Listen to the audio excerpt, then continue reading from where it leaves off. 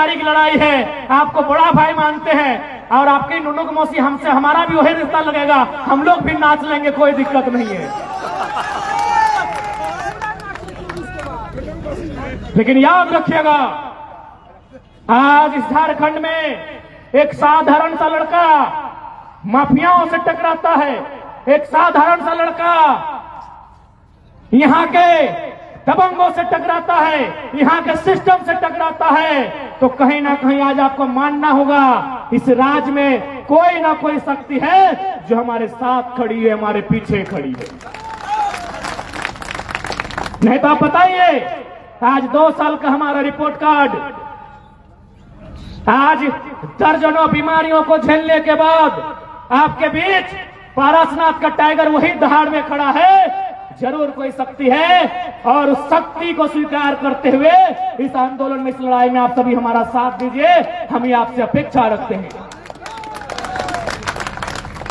हम जब आ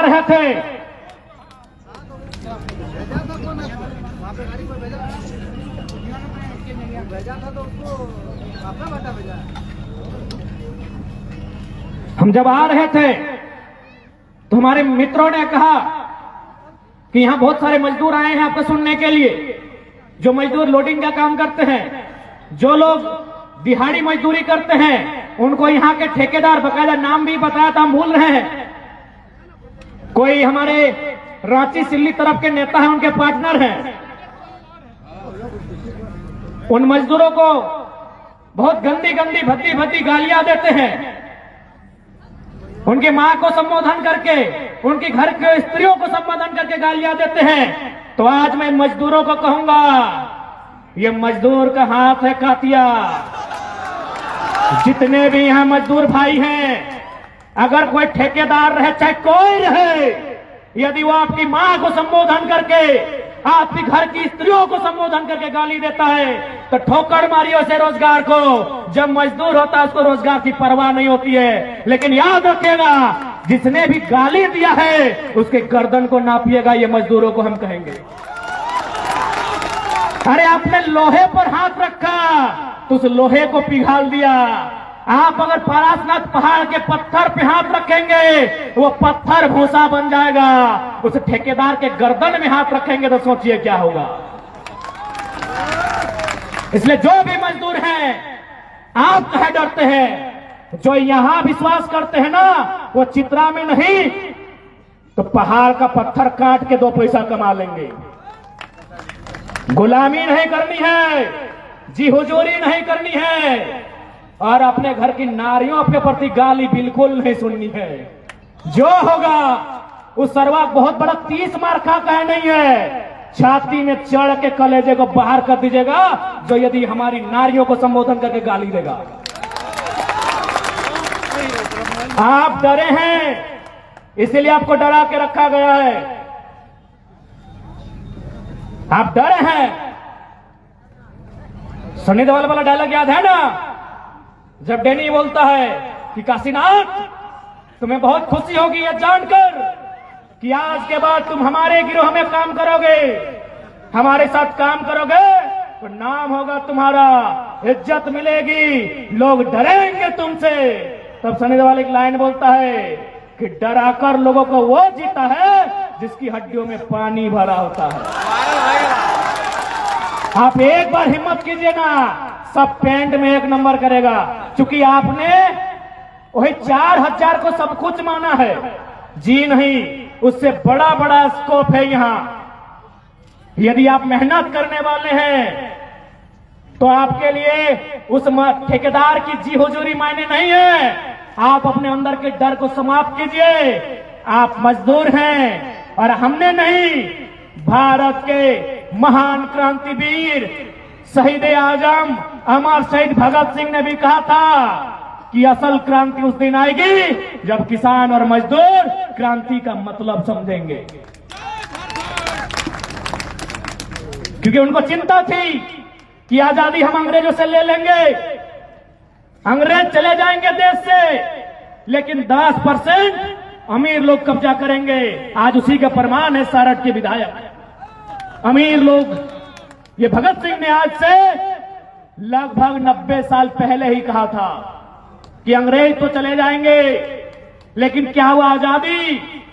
खेतों में काम करने वाले किसानों तक, फैक्ट्रियों में काम करने वाले मजदूरों तक जाएगी कि नहीं जाएगी? आज हम देख पा रहे हैं, चाहे सारठ हो, चाहे झारखंड हो, मुट्ठी भर कॉर्पोरेट, मुट्ठी भर परिवार, मुट्ठी भर अमीरों के हाथों में सारी आजादी, सारी सत्ता की चाबी नियंत्रण होकर रह गई है। आज उसी चाबी को छीन के लेना है, आज उसी चाबी को छीन कर लेना है। तो कहेंगे कि सारठ की धरती में एक संदेश लेकर पारसनाथ का बेटा टाइगर जयराम आया है।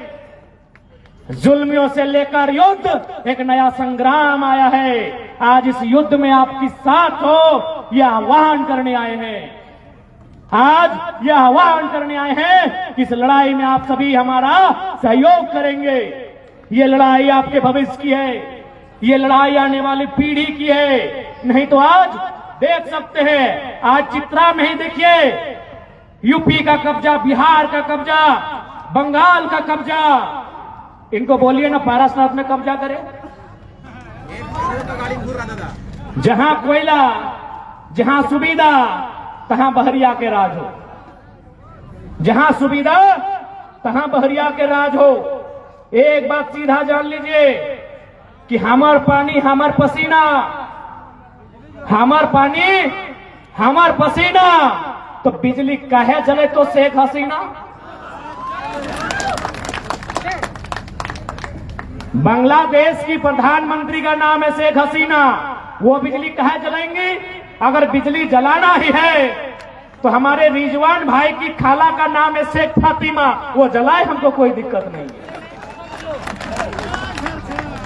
जलाए, हमको कोई दिक्कत नहीं है।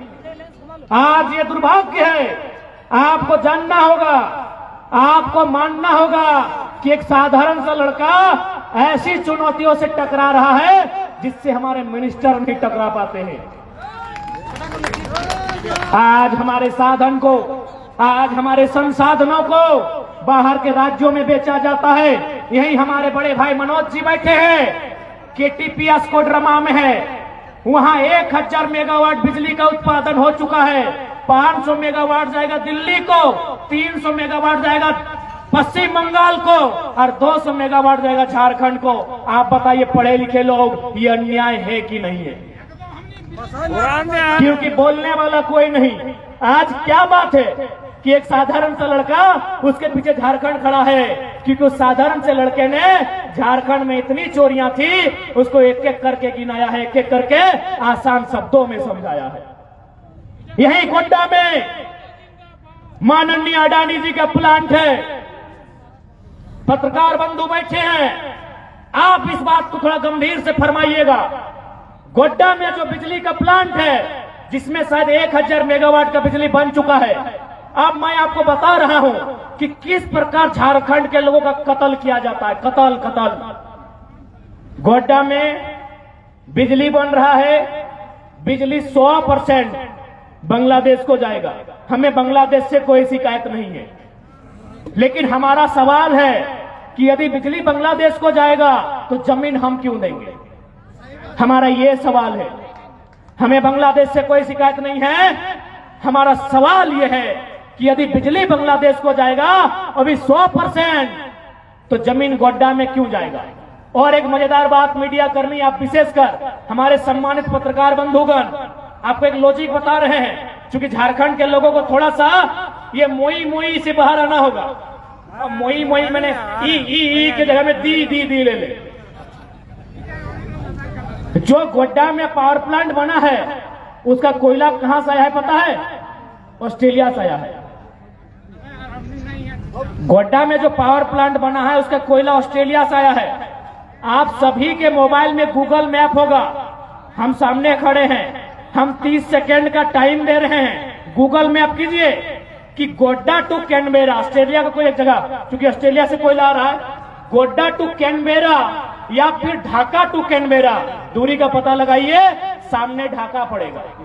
यदि आपके पास दिमाग है, चूंकि ये बीजेपी का क्षेत्र है और चूंकि मोदी जी के जब से प्रभाव हुआ है उनका दिमाग खाली कर दिया है।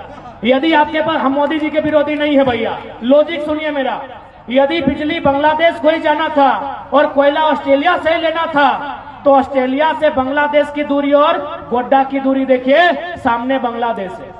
तो फिजूल में गोड्डा बीच में कहा आया? फिजूल में गोड्डा कहा आया? कोयला ऑस्ट्रेलिया का, बिजली बांग्लादेश को, तो गोड्डा बीच में फिजूल में कहा आया पता है? न कोई भी जमीन देने को तैयार नहीं था। उड़ीसा से जमीन मांगा गया, साफ मना किया कि हमको क्या मिलेगा। बंगाल को जमीन मांगा गया, दीदी तो अपने इन लोग को गिदी गिदी करके रखी है। उनको समझ में आया कि एक ही को राज्य है जहां बोका धेंदा लोग रहते हैं, जहां के लोगों को मार पीट के जमीन लेंगे, वो झारखंड। लॉजिकली, मीडिया बंधु लॉजिकली छापिए, लॉजिकली बता रहे। एक पढ़ा लिखा लड़का है, इसीलिए आज विधायक जी डर रहे हैं, बाकी डरने का दूसरा कारण नहीं है। यदि बिजली बांग्लादेश को ही जाना था, कोयला ऑस्ट्रेलिया से ही लाना था, तो ढाका में जमीन लेते। कोयला ऑस्ट्रेलिया का, ढाका में प्रोडक्शन होता, बिजली बांग्लादेश को। गोड्डा क्यों आए हैं? मेरा पहला सवाल है, आप गोड्डा क्यों आए हैं? क्यों आए गोड्डा? हमको रीजन बताइए। कौन ये सवाल करेगा? क्योंकि आज इंडिया माने अडानी और अडानी माने इंडिया, इसीलिए सब चुप रहता है। आप भी पढ़े लिखे पुलिसकर्मी भाई लोग हैं, क्योंकि आंदोलनकारियों से कभी कभी गुस्सा हो जाते हैं। आप ही बताइए, गोड्डा कहाँ है अडानी जी? बिजली बांग्लादेश को, कोयला ऑस्ट्रेलिया का, तो गोड्डा घास सिलने आए हैं क्या? भैया बुरा मत मानेगा, आप लोग भी थोड़ा सा लॉजिक देखिए। काहे पता है ना, झारखंड यहाँ इंसान नहीं, यहाँ पशु रहते हैं। इनको मार के, पीट के, गला काट के, इनकी जमीनों को लूट लीजिए, इनकी रोटियों को छीन लीजिए, ये लोग कुछ नहीं कहेंगे। तो अब उस ख्वाब में मत रहिएगा। अब झारखंड का एक एक गांव, झारखंड की एक एक गली शेख भिखारी, बिरसा मुंडा और निर्मल महतो तैयार करेगी। अब उस ख्वाब में मत रहिएगा। यहाँ का एक एक गांव टिके तुम राव, तिलका मांझी और विनोद बिहारी महतो तैयार करेगा। उस ख्वाब में मत रहिए। ये झारखंड की माटी है। इस माटी ने अंग्रेजों की परिपाटी को भी बदलने का काम किया था। ये वही झारखंड की राड़ माटी है, इस बात को याद रखिएगा।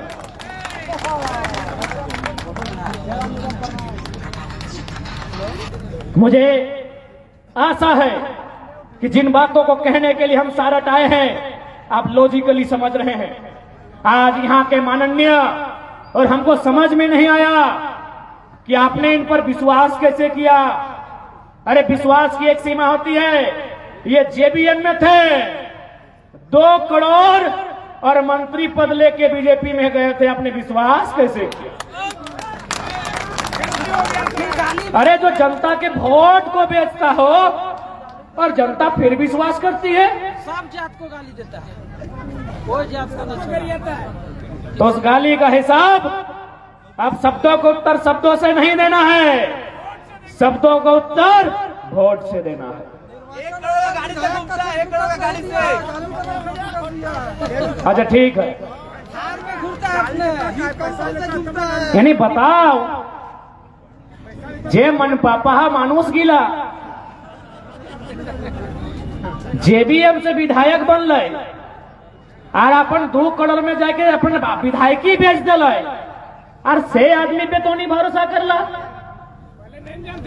हाँ बात तो सही है। तो